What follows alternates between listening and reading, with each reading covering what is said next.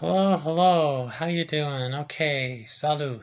I am the Rasta Witch. Here's where we learn the way of the Yan Sui Rasta, which is to say, my kind of Ikatal. Please subscribe and begin your own kind of Yan Sui witchcraft. All roads lead to Rome.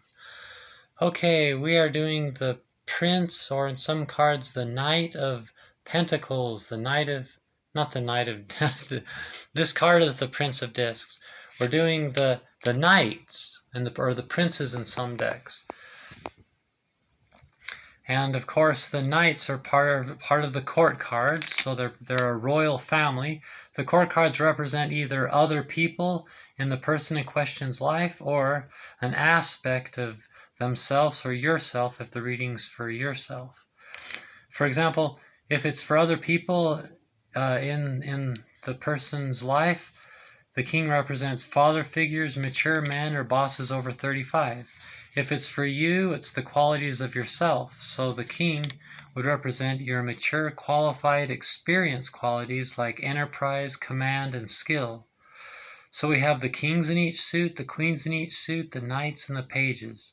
The kings give the order, the queens make the order doable and real. But the knight does it, and the page develops it, like the father, mother, son, and daughter in some decks.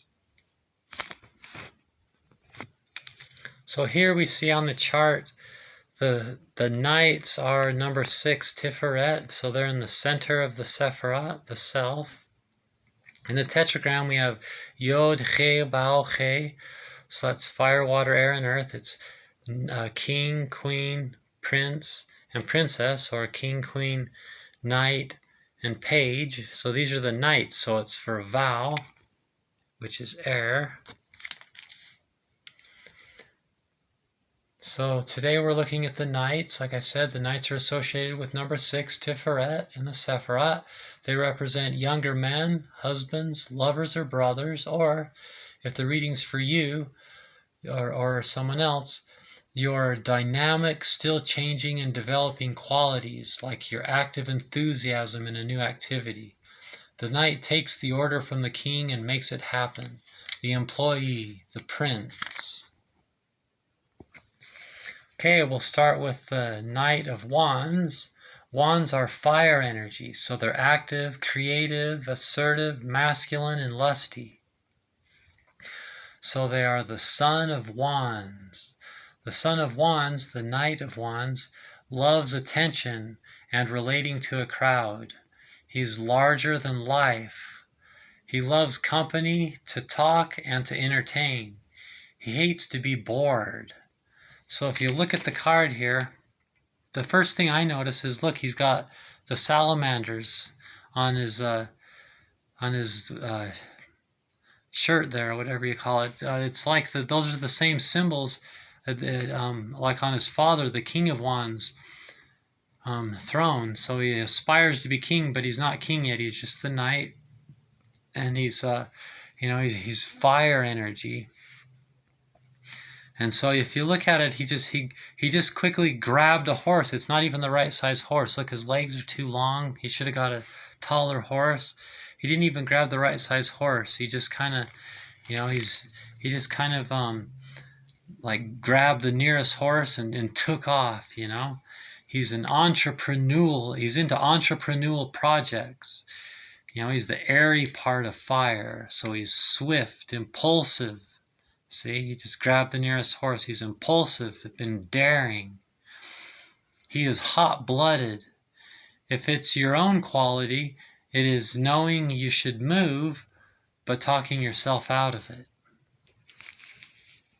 Okay, this is a fun one. Oh, I forgot to mention.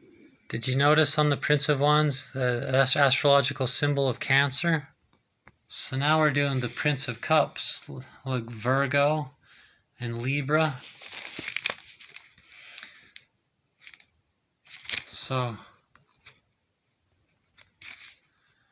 he is the son of water. He is sensitive to others, but a little self-absorbed. He is compassionate, kind, idealistic, and supports good causes. He is the airy part of water. there might be secret violence or ruthlessness in his own aim. A perfectionist with a diligent approach. So if you look at the card, you can see it looks like here he's like, look, he's all dressed up. It looks like he's at some party or something, like some kind of, like the camp's over here and everybody else is over around the campfire over there. But he's kind of like wandered off from the party and he's looking over on the other side of this river stream thing over here into the forest, and he's got something over there. He's holding onto his cup and everything, like everybody else with their wine, but he wants to kind of go over there, So he's a lover, a person trying to make advances and overtures for a specific proposition. He's the airy part of water, so he's sensitive and all the things that water are, but he's young, he's just a knight, so he wants to go. Okay, so now we are on the Knight of Swords. So the Knight of Swords, he is a restless wanderer. Oops, do I have two cards? He is a restless wanderer, the airy side of air. So you look at the astrological signatures, Aquarius and Virgo. If you look at the card over here, this is a fun one. Look, he's the sword, Knight of Swords, air energy. Look at him. He's went off onto an adventure. Look at the big thing I think to notice on this one is the look on the horse's face. He's like, the horse is like, oh, I hope this guy knows what he's doing. We're getting awfully close to that cliff over there. Or does he expect me to jump that fence, or who knows what? He's off on some adventure, and he's looking over there and he's going straight for it. He is he is a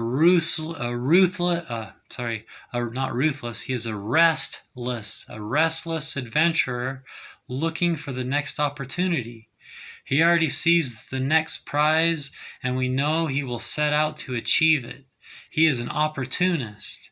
He has many plans and projects. Will he finish them all? He adds a destructive quality to everything he does. Actions and consequences have been separated. But he is persuasive, the arch defender of truth, willing to risk it all for honesty and righteousness, a soul rebel, spontaneous combustion. Okay, fire, water, air, earth, the discs or pentacles or coins, depending on your deck.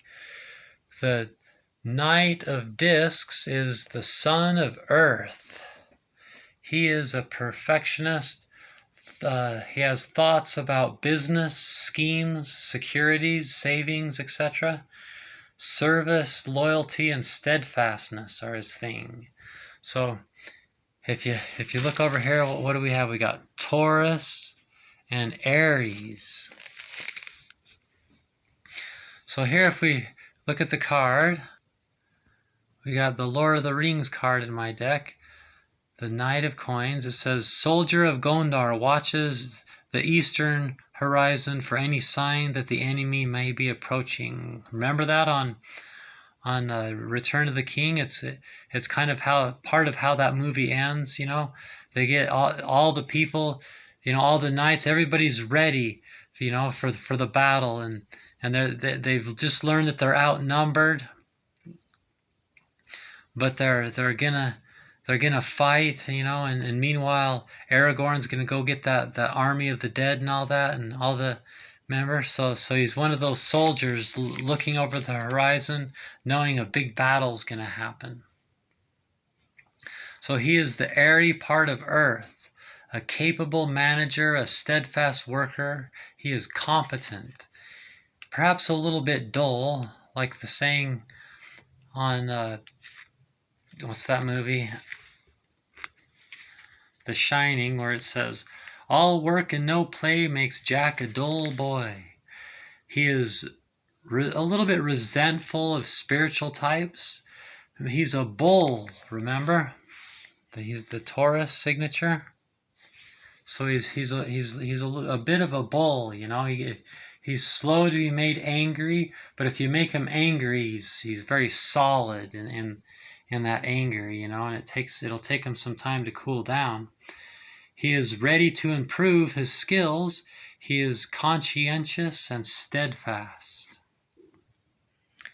Okay, that was the Knight of the Court cards. So then next we'll do the Page of the Court cards. It'll be the last Court cards, and then each video won't have 4 cards in it. I'll just be doing one at a time because the only thing left to do will be the Major Arcana. So, but we don't want to skip the Page. It's the Princess of each suit. It's a goodie. They're all goodies. Don't you love the cards?